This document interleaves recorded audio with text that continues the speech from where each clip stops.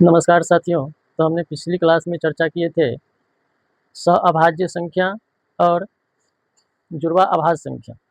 तो इसमें आपको एक वर्ड देखने को मिला था गुणनखंड। तो आज हम लोग गुणनखंड पर चर्चा करेंगे और गुणनखंड से संबंधित जो सवाल पूछे जाते हैं उस बिंदु पर बात करेंगे। तो आइए हम लोग एक कोई संख्या लिख लेते हैं, जैसे 180 है। तो 180 से 4 सवाल पूछे जा सकते हैं। 4 सवाल कौन-कौन से पूछे जा सकते हैं उसको हम लोग देख लेंगे। तो इससे जो पहला सवाल आपको पूछेगा, पहला सवाल पूछेगा सभी गुणनखंडों की संख्या, सभी गुणनखंडों की संख्या। तो इसके सभी गुणनखंड निकालने के लिए हम लोग क्या करेंगे, तो सभी के पावर में एक जोड़कर गुणा करते हैं, गुणा करते हैं। अब हम लोग इसका गुणनखंड तो हम लोग जानते हैं किसी संख्या को हम लोग अभाज्य संख्या में अभाज्य गुणनखंड में कैसे लिखते हैं। तो हम लोग संख्या को क्या करेंगे, अभाज्य गुणनखंड इसका निकाल लेंगे। जैसे 180 है तो इसका हम लोग अभाज्य गुणनखंड निकालेंगे। 2 का भाग लगाएंगे आपको 90 हो जाएगा, फिर 2 का भाग लगाएंगे आपको 45 हो जाएगा, फिर 3 का भाग लगाएंगे आपको 15 हो जाएगा, फिर 3 का भाग लगाएंगे आपको 5 हो जाएगा। तो इसका जो प्राइम फैक्टर निकलेगा अभाज्य गुणनखंड, तो 2 है 2 बार तो 2 के पावर 2, 3 है 2 बार तो 3 के पावर 2 और 5 है 1 बार तो 5 के पावर 1। तो यानी 180 का आपको प्राइम फैक्टर निकल गया 2 के पावर 2 गुन्ने 3 के पावर 2 गुन्ने 5 के पावर 1। तो आइए हम लोग इनमें सभी गुणनखंडों की जो संख्या है, यानी कि 180 के सभी गुणनखंड की संख्या कितना होगा वो हम निकालना सीखते हैं। तो सभी गुणनखंडों की संख्या निकालने के लिए हम लोग क्या करते हैं, तो सभी के पावर में एक जोड़ देते हैं और आपस में सभी को गुणा करते हैं। तो यहाँ पर हम लोग देख रहे हैं 2 का पावर 2 है तो 2 का पावर 2, इसमें एक जोड़ देंगे गुणा। यहाँ पर हम लोग देख रहे हैं 3 का पावर 2 है तो 2 में हम लोग एक जोड़ करके गुणा करेंगे। यहाँ हम लोग देख रहे हैं कि 5 का पावर 1 है तो 1 में हम लोग एक जोड़ देंगे। अब इस सबको गुणा कर लेंगे तो 2 और 1 आपको 3 हो गया, 2 और 1 3 हो गया और आपको 1 और 1 2 हो गया। तो यानी कि 3 तिरिक 9 और 9 दूनी 18, यानी कि 180 के अगर हम सभी गुणनखंडों की संख्या की बात करें तो आपको 18 आ जाएगा।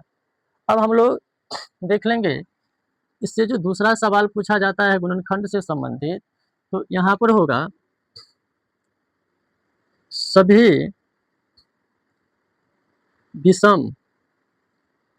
विषम गुणनखंडों की संख्या, गुणनखंडों की संख्या, सभी गुणनखंडों की संख्या। यानी कि सवाल यहाँ से पूछेगा कि 180 के सभी विषम गुणनखंडों की संख्या ज्ञात करें। तो आइए हम लोग विषम गुणनखंड कैसे निकालते हैं उसको भी देख लेते हैं।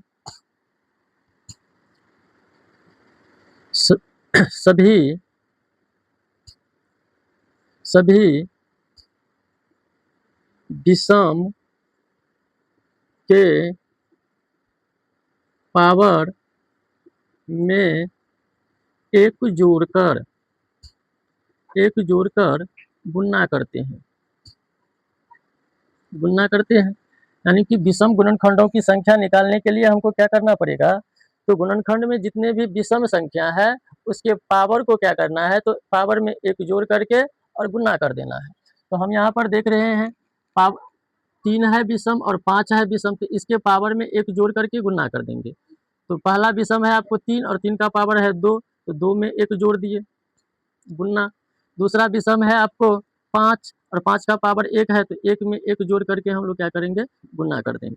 आइए इसको जोड़ते हैं तो 2 और 1 हो गया आपको 3 गुणा, 1 और 1 हो गया आपको 2, तो यानी कि 3 दूनी 6। 180 के गुणनखंडों में अगर हम विषम गुणनखंडों की संख्या की बात करें तो 6 आएगा, यानी कि विषम गुणनखंडों की संख्या आपको 6 हो गया। अब यहाँ से तीसरा सवाल जो पूछा जाता है गुणनखंड से संबंधित वह है आपको सभी सम गुणनखंडों की संख्या, सम गुणनखंडों की संख्या, यानी कि सम गुणनखंडों की संख्या हम लोग कैसे निकालते हैं? तो सम गुणनखंड की संख्या निकालने के लिए हम लोग क्या करते हैं? तो सभी विषम के पावर में एक जोड़ते हैं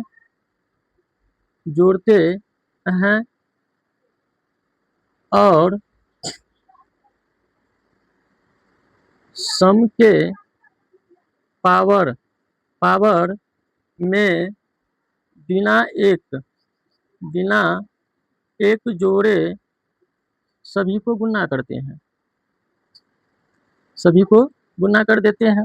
यानी कि अगर हम लोग यहाँ पर 180 में सम गुणनखंडों की संख्या की बात करें तो ये हो जाएगा कि इसमें जो गुणनखंड है उसमें विषम में एक जोड़ करके और सम में बिना एक जोड़े सभी को गुणा करके जितना आएगा तो वो हो जाएगा आपको सम गुणनखंडों की संख्या।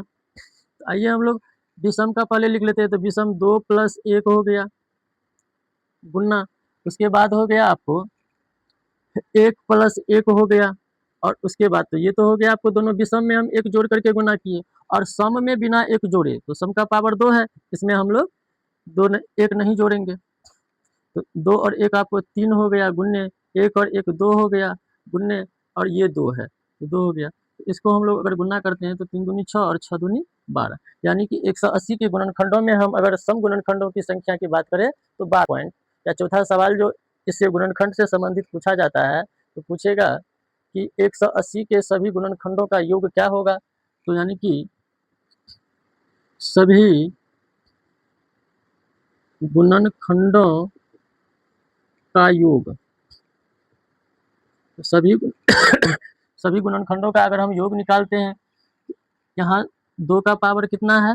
2 है, तो हम लोग 0 से शुरू करेंगे और 2 तक जाएंगे। 2 के पावर 0 प्लस 2 के पावर 1 प्लस 2 के पावर 2 गुना, अब है 3 है 3 का पावर 2 है तो 0 से शुरू करेंगे और 3 तक जाएंगे, तो 3 का पावर 0 प्लस 3 का पावर 1 प्लस 3 का पावर 2 गुना, अब 5 है तो 5 का पावर 1 है तो 0 से शुरू करेंगे 1 तक जाएंगे, तो 5 का पावर 0 और प्लस में हो गया 5 का पावर 1।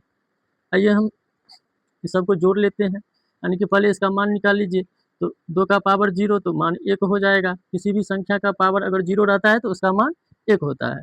प्लस में आपको 2 का पावर 1 तो 2 ये हो जाएगा, 2 का पावर 2 है तो 2 दूनी 4 हो गया गुना, यहाँ पर भी हम लोग 3 का पावर 0 तो मान 1, 3 का पावर 1 तो 3 और 3 का पावर 2 तो 3 3 9, और यहाँ पर हम लोग देख रहे हैं गुना में है 5 का पावर 0 है तो मान 1 हो गया, प्लस में हो गया आपको 5 का पावर 1 है तो 5। चलिए 1 2 3 3 और 4 7 हो गया गुन्ने, 1 3 हो गया आपको 4 और 4 9 हो गया आपको 13, और गुन्ने हो गया आपको 5 1 6। इसको हम लोग अगर गुना करें तो 13 सत्ते 91, 13 सत्ते 91, 91 छक्के हो जाएगा आपको 546। तो अगर हम लोग 180 में कुल गुणनखंडों की योग की बात करें तो 546 हो जाएगा। तो धन्यवाद। ये था आप लोगों को गुणनखंड से संबंधित जो सवाल पूछे जाते हैं उस पर आधारित जो सवाल पूछे जाते हैं, एक उदाहरण के माध्यम से हमने सारे पॉइंट को क्लियर कर दिए कि कौन-कौन से गुणनखंड से संबंधित कौन-कौन से सवाल पूछे जाते हैं। तो आप लोगों को ये क्लास कैसा लगा कमेंट में ज़रूर बताइएगा। धन्यवाद। जय हिंद।